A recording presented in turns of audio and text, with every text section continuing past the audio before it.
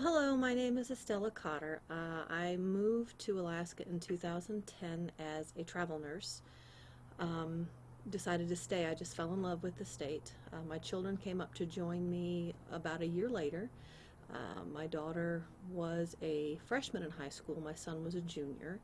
They both graduated from North Pole High. My son has chosen to stay here in Fairbanks and has started a life of his own.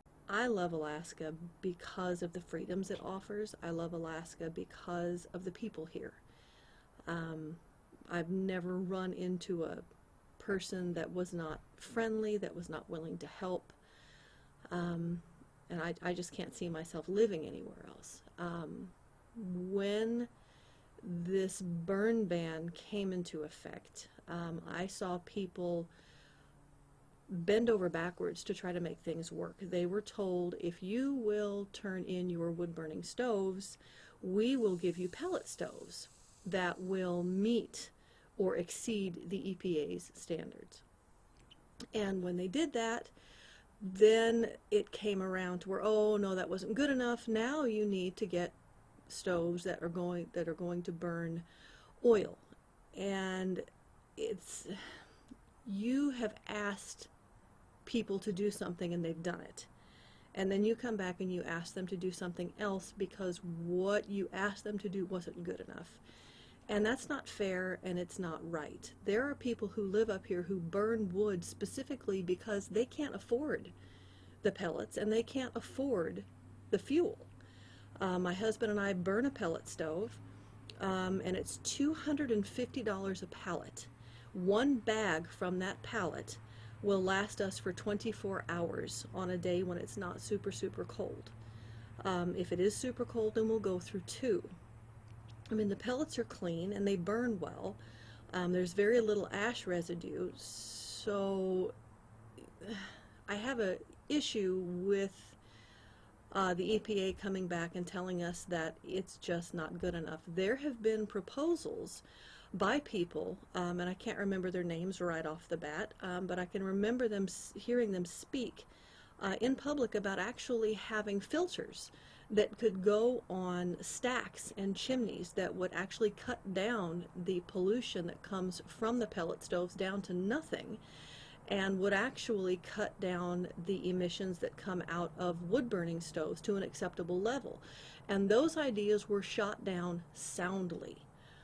The filters would cost about $2,500. I don't know if they're reusable or not, but that is the same price it would cost to trade in a new stove, a low quality stove at that. So I'm wondering why we are not exploring other alternatives. What about the fake trees that they have used out in California and other places where the pollution was so high? Those were supposed to have brought down air pollution dramatically. I don't understand why we're not using those here. And it makes me suspicious that there's more going on than what meets the eye, and I don't like to feel that way. Well, I mean, it's heat. You know, I mean, you don't have heat up here, you don't have life up here. You know, 9 months out of the year, it is really cold. You have to have a source of heat.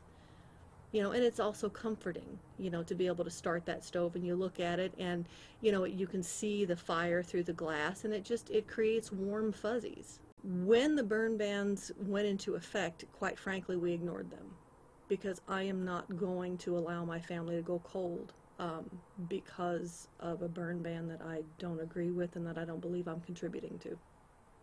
I worry about politicians coming in and stealing my quality of life based on an agenda. Most people came to Alaska to escape a lot of the politics that are happening down in the lower 48, and most of them resent the fact that they are trying to encroach here. And I'm one of them. I hope that we can find a way to make this work without endangering families. I know that a lot of these burn bans have been put into place based on the health conditions of other people, and I would challenge that by saying that people who have lung conditions are not supposed to be in sub-zero temperatures anyway, because it is extremely difficult to breathe when it is that cold. So I don't mean to be snide, But there are better places for people who have lung conditions to be, and Alaska is not one of them.